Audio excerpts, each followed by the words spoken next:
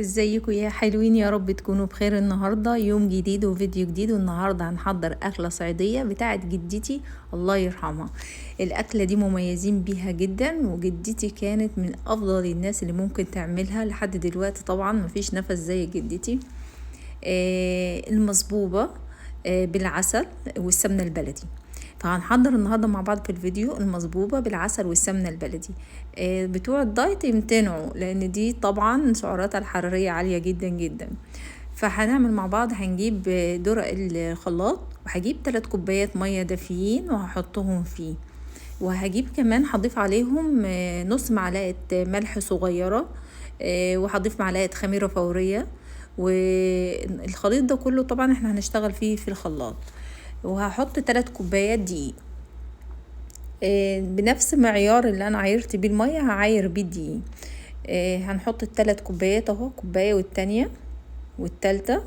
وهشغل الخلاط واضربهم كويس جدا لحد ما يختفي خليط الدقيق معايا. هقلب فيه طبعا، هنزل الجوانب اللي عندي في الدورق، وهضربه وهخفقه كده مرة والتانية والتالتة، بحيث ان هو كل كتل الدقيق تدوب مع خليط المية.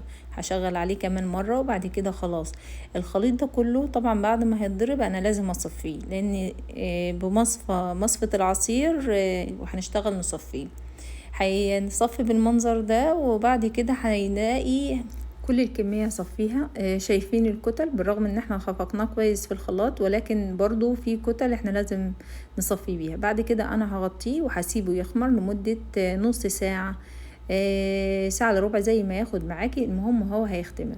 هجيب عند طاسة يدوب نقطتين زيت. الطاسة دي تيفال فمش هتلزق فيها، نقطتين زيت بالظبط. هسخنها كويس، وبعد كده هجيب عندي هاخد كبشتين من الخليط، يعني المقاس اللي انت عايزاه. لو عايزاها تعملي حجمها صغير تمام، عايزه تعملي حجمها كبير بوسع الطاسه برضو تمام. يعني الحجم ده زي ما انت تختاريه بالظبط وزي ما انت عايزاه. انا هنا حطيت كبشتين دي، يعني هي وسط، يعني مش صغيره قوي ومش كبيره قوي، يعني الحجم اللي انا عملته. وههدي النار عليه، مش هتبقى عاليه، لحد ما تستوي عندي القرص المصبوبه. هيبدأ عندي يطلع فقاعات لحد ما يبدأ ينشف الوش بتاعه. اول ما ينشف الوش بتاعه اول ما هيبدأ ينشف الوش بتاعه كده كويس، هبدأ ان انا اقلبه. اديني هو معاكم خطوة بخطوة. شايفين معايا اهو الفقاعات بتاعته ظهرت. انا مهديه عليه النار، يعني النار وسط، بحيث ان هو ما يتحرقش من تحت من قبل ما يستوي الوش. فعشان كده انا مهديه النار.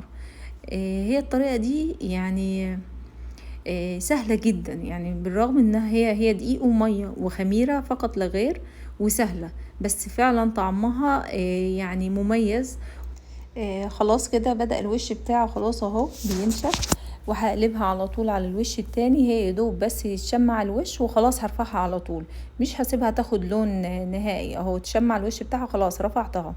هعمل معاكم كمان واحدة كمان عشان تشوفوها. حطيت كبشتين من الخليط بتاع المصبوبة، وانا برضو مهدية النار يعني هي هتاخد لها ممكن 3 دقايق 4 دقايق على حسب. بس نخلي بالنا هنا ان العجينة، شايفين قوام العجينة نفسه اخف من خليط الكيك، مش تقيلة ولا سايلة. يعني بمجرد ان احنا بنحط الكبشة بتلاقيها ان هي فردت لوحدها، مش بحتاج ان انا افردها في الطاسة.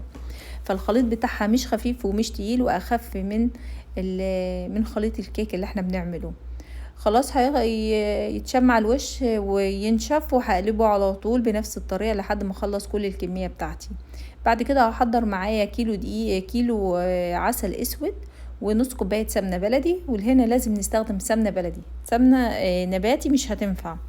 السمنة نباتي هتغير طعمها، هي مميزة بالسمنة البلدي ومعروفة بالسمنة البلدي. فكيلو العسل نص كوباية سمنة بلدي تكون مضمونة. واحلى كمان اللي هي سمنة، ممكن يعني لو عندك سمنة بقري تمام، بلدي بقري تمام، لو جاموسي برضو حلو قوي. الجاموسي كمان اعلى من البقري. هبدأ انزل واحدة واحدة من المصبوبة بتاعتي، من قرص المصبوبة هنزله واشربه بالعسل، وهفضل انزل لحد ما اخلص كل الكمية بتاعتي في الطبق بتاعي وانا بشرب فيهم بالعسل.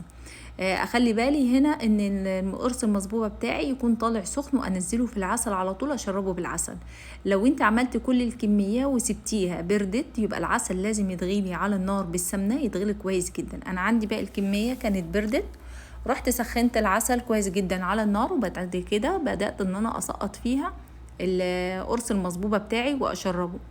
كل ما تسيبيها في العسل كل ما هتبقى احلى.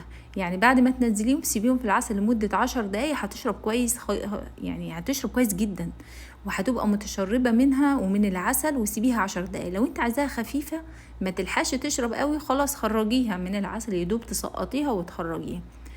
لكن احنا بنحبها بتكون شاربة، فانا بسيبها كمان 10 دقايق في الخليط بتاع العسل والسمنة البلد لحد ما تشرب خالص منها. سهلة ولذيذة وحلوة. هتعجبكم ان شاء الله، انا واثقه ان هي هتعجبكم الناس اللي بتحب الحاجات الدسمه التقيله دي، او الناس اللي هي عارفاها وعندها ذكريات ليها هتعجبهم قوي. خلاص انا بدات جبت الطبق بتاعي وبدات اخرج كل قرص فوق التاني. كويس ان احنا بنخرج كل قرص فوق التاني، لان لو فيه عسل بيصفي لتحت. لو فيه عسل زيادة هي خلاص بتاخد، هي بتشرب كفايتها، والزيادة هي بينزل منها. وبنقدمها بالشكل ده وبالهنا والشفا عليك يا رب. لو وصلت معايا لحد هنا ما تنسيش تحط لايك وتشتركي في القناة عشان وتفعلي زر الجرس عشان يوصلك كل جديد. وان شاء الله الفيديو ينال اعجابكم، والمقادير موجودة في صندوق الوصف تحت. ما تنسونيش بكومنت حلو يا حلوين، وهتوحشوني لحد الفيديو اللي جاي ان شاء الله. اشوفكم على خير.